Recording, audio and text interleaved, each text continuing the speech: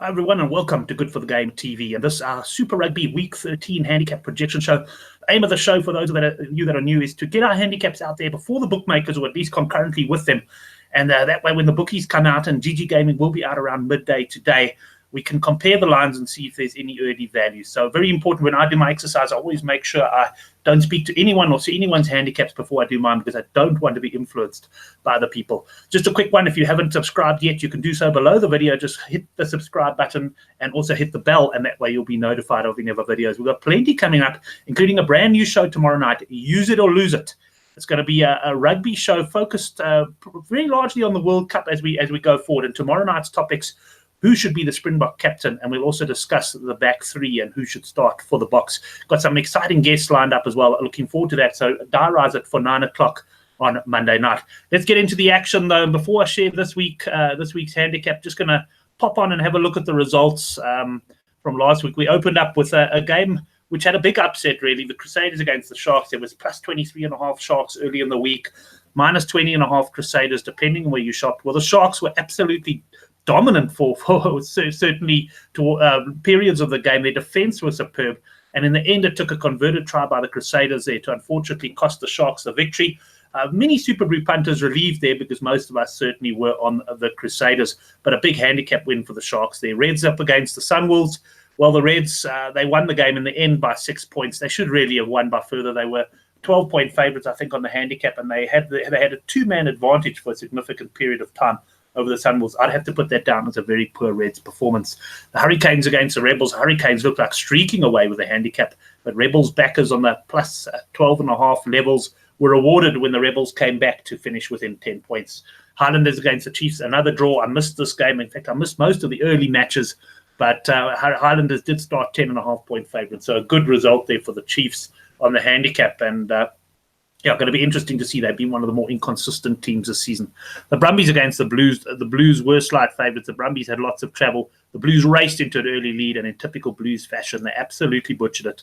The Brumbies scoring their rolling maul tries with some degree of ease.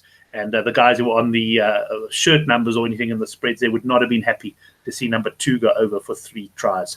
Bulls up against the Waratahs. The Bulls winning by 7. If you followed the Good for the Game preview pick minus 6.5, you won your money. If you followed our pick on the handicap show, and I'll take Henrik out of this, he wasn't part of it, but Couch and myself liked the Bulls. Unfortunately, their line had moved to minus 7.5, so we lost out there. That was our best bet, which went in the Good for the Game newsletter. By the way, I'll post a link to that below the show. Subscribe. We're going to have some special offers with bookmakers coming up.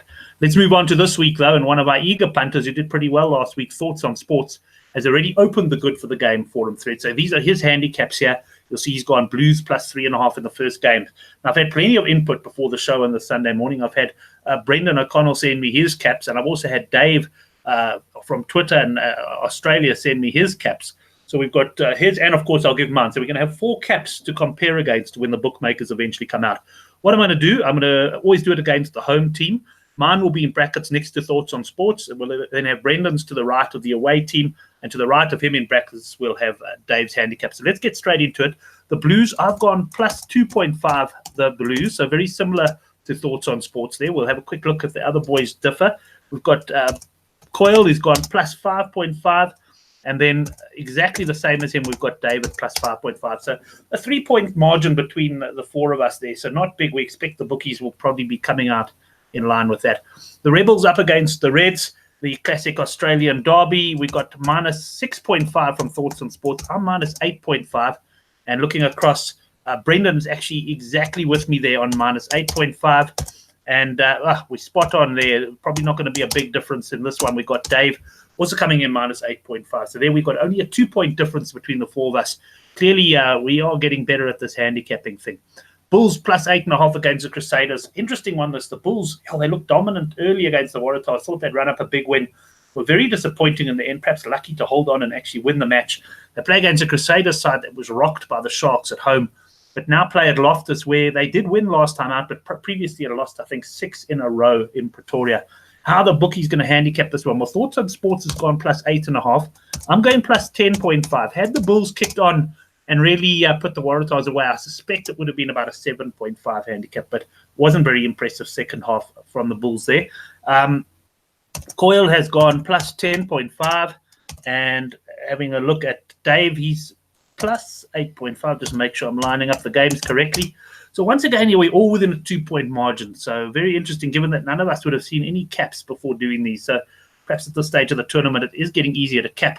Of course, that doesn't mean it's easier to make money. In fact, quite the opposite. It probably gets harder to make money. Right, let's have a look at the Highlanders. We've got minus 8.5 from Thoughts on Sports. I'm also minus 8.5, and that's against the Jags, of course. And if we have a look at Brendan, he's got minus 5.5, so there's a bit of a difference there. And a big – this is our first game with a substantial difference. I see Dave reckons minus 11.5 the lander. So a big difference there between Coils and Dave's. You've got a 6-point margin. Interesting to see where the bookmakers arrive on this one. The Chiefs, minus 6.5 Thoughts on Sports.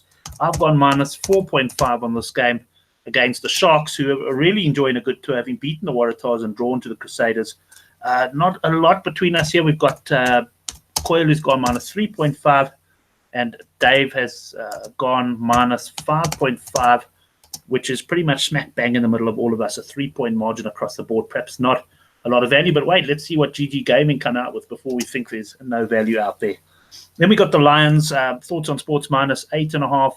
I've gone minus 10.5, the Lions, and we cross over. That's against the Waratahs side that's had to travel all the way from Pretoria to Ellis Park this week, so no travel worries for them there. Some big differences here. We've got minus 3.5 is Coyle, and minus 6.5 is Dave. So if we have a quick look at that, we've got a 7-point swing there between my minus 10.5 and Coyle's minus 3.5. I'm going to stick my neck out and say it's probably going to be around about Thoughts on Sports minus 8.5 mark there, somewhere in that sort of region. Let's move on to the last game. Brumbies minus 12.5. I'm going, that's Thoughts on Sports call. I'm going minus 14.5. Let's have a look. Coyle coming in at minus 12.5. This is against the Sunwolves, who really are an unpredictable bunch.